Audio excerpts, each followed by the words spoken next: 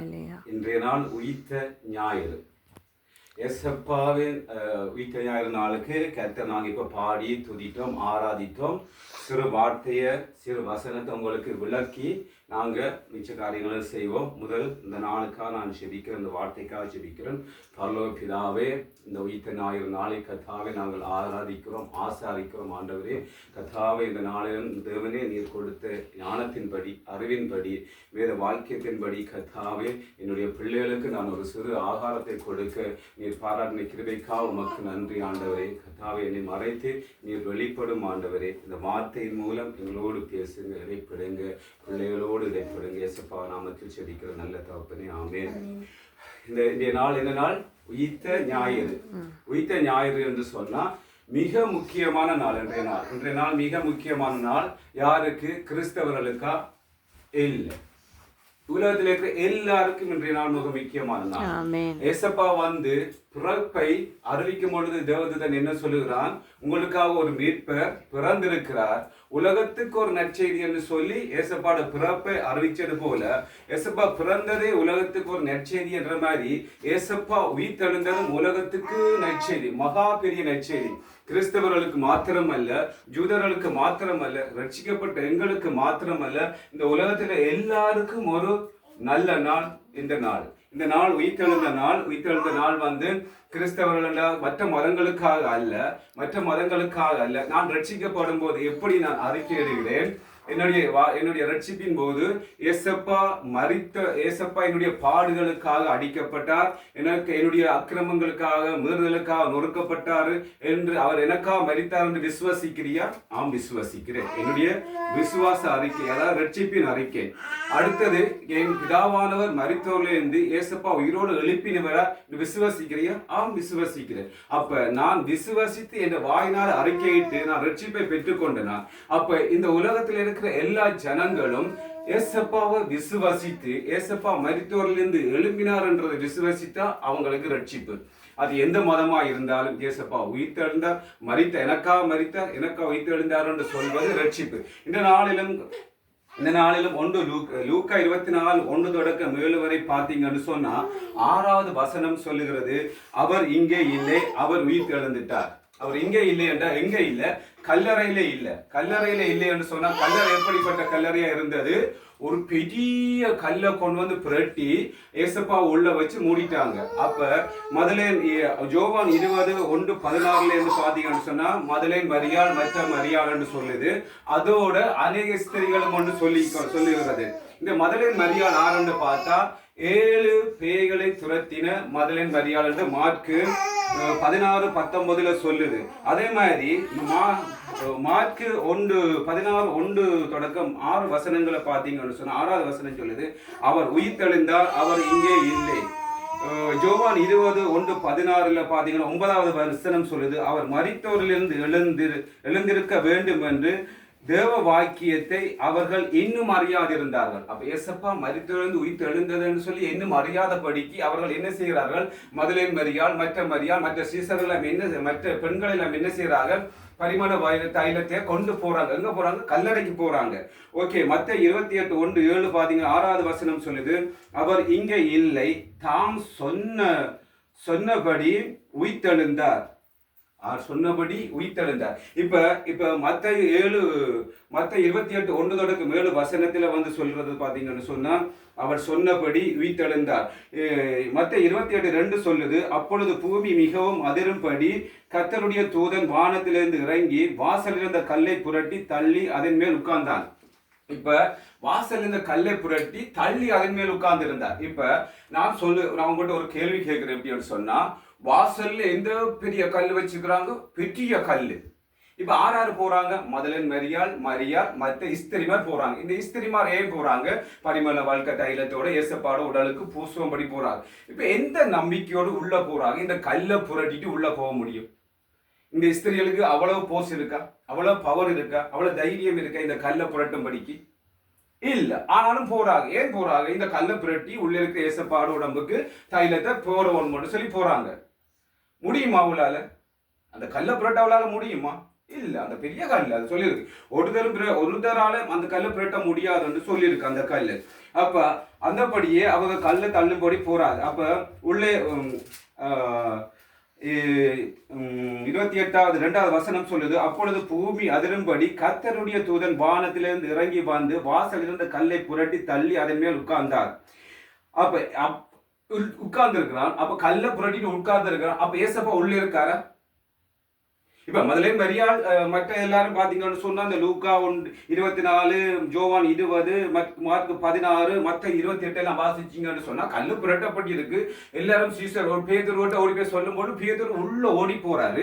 உள்ள போய் பார்த்தா சீலம் அடிக்கப்பட்டிருக்கு, ஒரு இடத்துல சுற்றி வைக்கப்பட்டிருக்கு. உள்ள போன ஏசப்பா பார்த்திருக்காரா? அப்ப தேவதூதன் கல்லை புரட்டிட்டு உள்ள போன ஏசப்பா அப்போ உள்ள இருந்திருக்கோம். வீத்தெழுந்த ஏசப்பா உள்ள அவர் ஏற்கனவே வீத்தெழுந்துட்டாரு.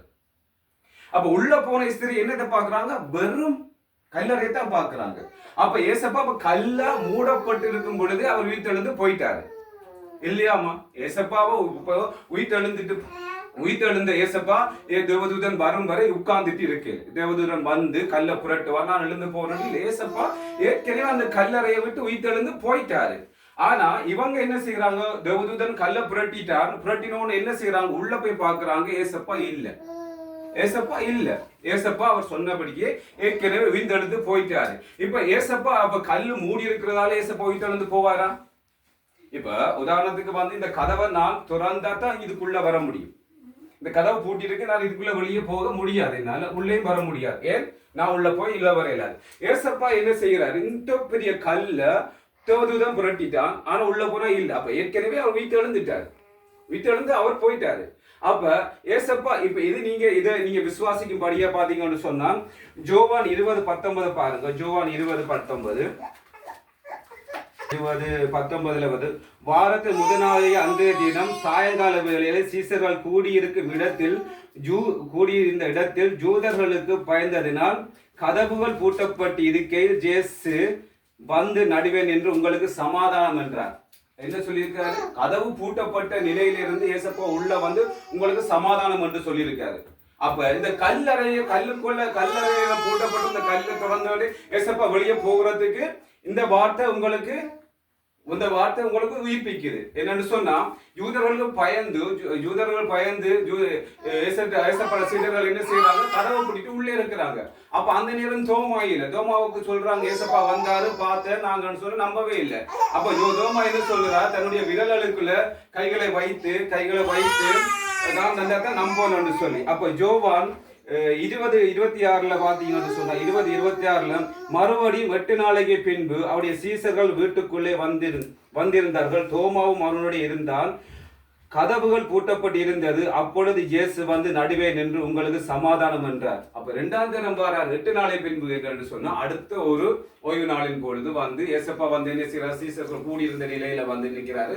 தோமாவுக்கு என்ன சொல்றாரு? வந்து கதவுகள் திரும்பியும் பூட்டப்பட்ட நிலையில நடுவுல வந்து நின்று சொல்ற உங்களுக்கு சமாதானம் தோமாவே, என்னுடைய கைகள் விரலை விடு நம்பிக்கை.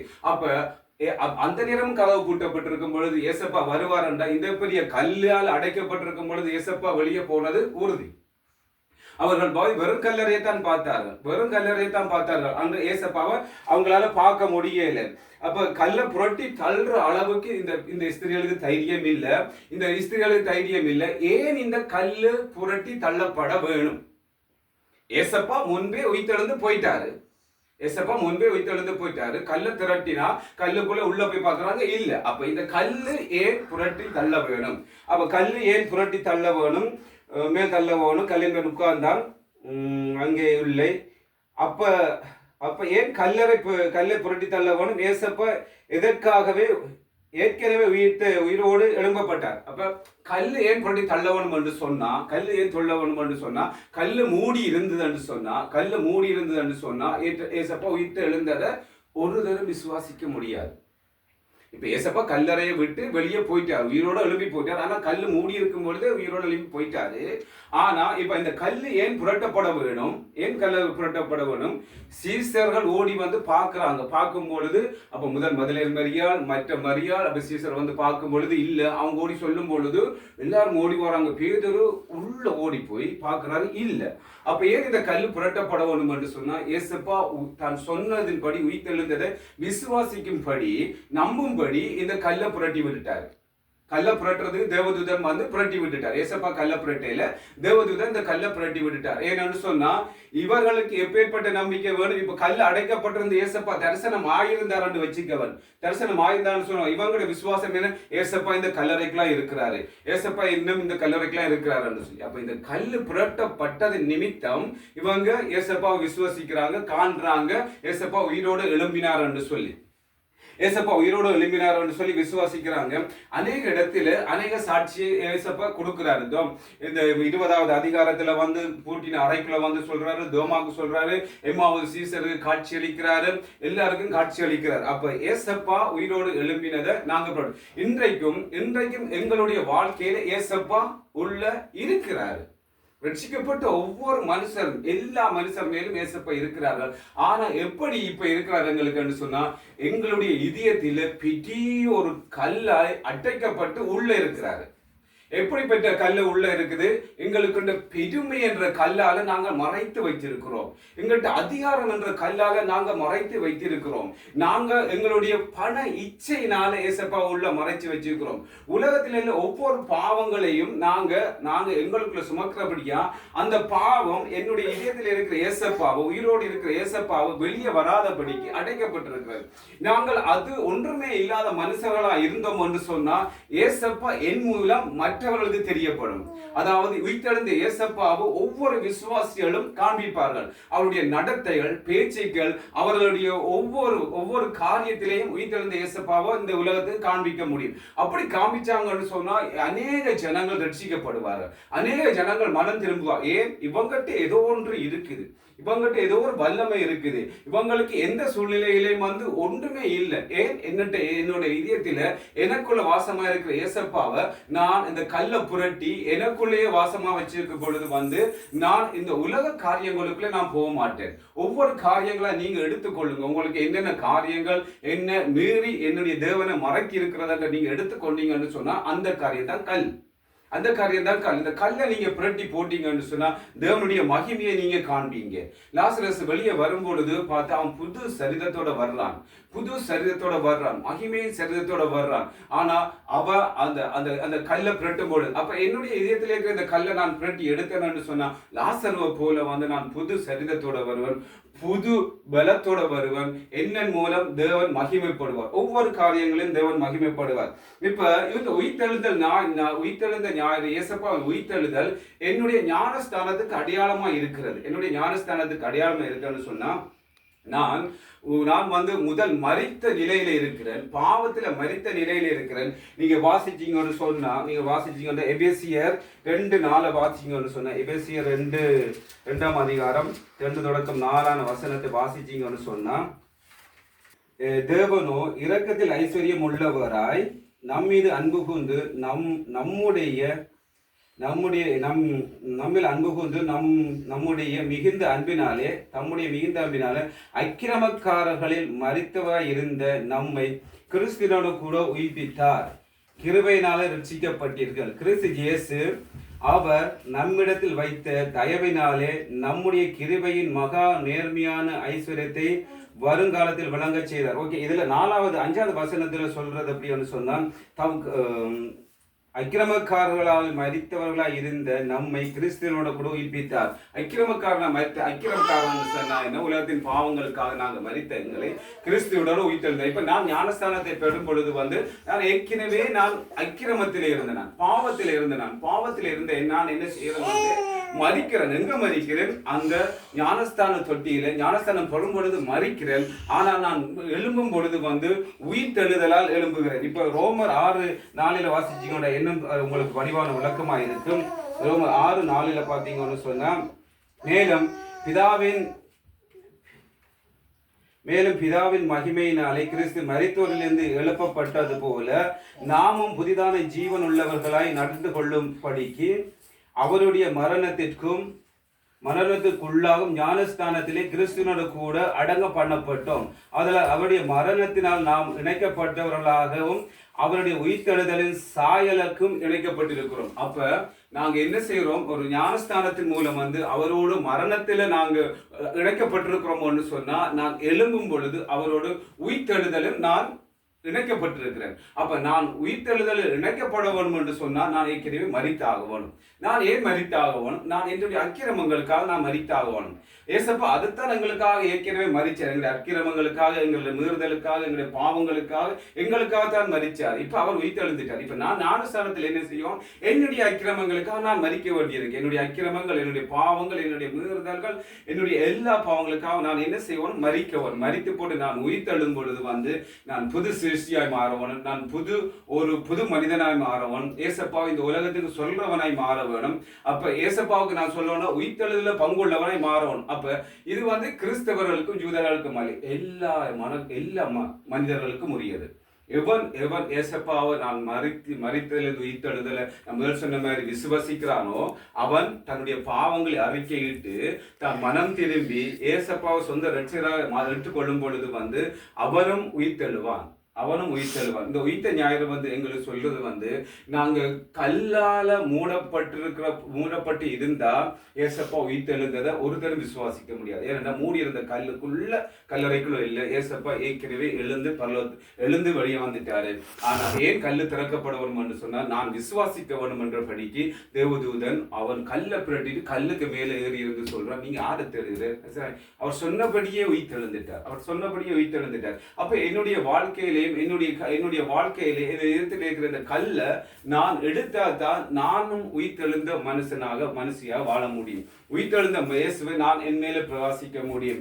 ஏசப்பாவை நாமத்தில நான் ஒரு சிறு வார்த்தையை தான் உங்களுக்கு கூறியிருக்கிறேன். இந்த சிறு வார்த்தை நிமித்தம் எப்படி என்று சொன்னா கல்லு புரட்டப்பட்டிருக்கிறது. ஏசப்பா உயிரோடு எழுந்தது அவர்கள் விசுவாசிக்கும்படி. ஆனா ஏசப்பா ஏற்கனவே உயிர்த்தெழுந்துட்டார். கல்லறைக்குள்ள இல்ல பார்க்கும் பொழுது அவர் அப்பதான் சுருட்டி மடிச்சு வெளியே இதோ நான் தான் சொன்னபடி உயிர்த்தெழுந்து காமிக்கவே இல்லை. அவர் ஏற்கனவே உயிர்த்தெழுந்துட்டார். புரட்டப்பட்ட கல்லு எங்களுடைய இதயத்தில் இருக்கிற கல்லை புரட்ட வேண்டும் என்பதற்காக அந்த கல்லு புரட்டப்பட்டிருக்கிறது. இந்த எங்களுடைய கல்லு எப்பேற்பட்ட கல் என்று சொல்லி ஒவ்வொரு மனுஷனுக்கும் தெரியும். நான் எப்பேற்பட்ட கல்லுனால ஏசப்பாவை மூடி வச்சிருக்கிறேன் என்று சொல்லி அந்த கல்லை எடுக்கும் பொழுது ஏசப்பா என்னில மகிமைப்படுவார். என் மூலம் மற்றவர் ரட்சிக்கப்படுவார்கள். அநேகர் மனம் திரும்புவார்கள். அநேகர் ரட்சிக்கப்படுவார்கள். கர்த்தருக்கு நீ ஊழியம் செய்யும் பொழுது கர்த்தர் மரணத்திலிருந்து எங்களை உயிரோடு மீட்டுக்கொள்ள தம்முடைய ராட்சியத்தில் எங்களை சேர்த்துக் கொள்வார். அப்படியே நாங்கள் தொடர்ந்து செபிச்சு இந்த காரியங்களுக்கு நாங்கள் செல்வோம்.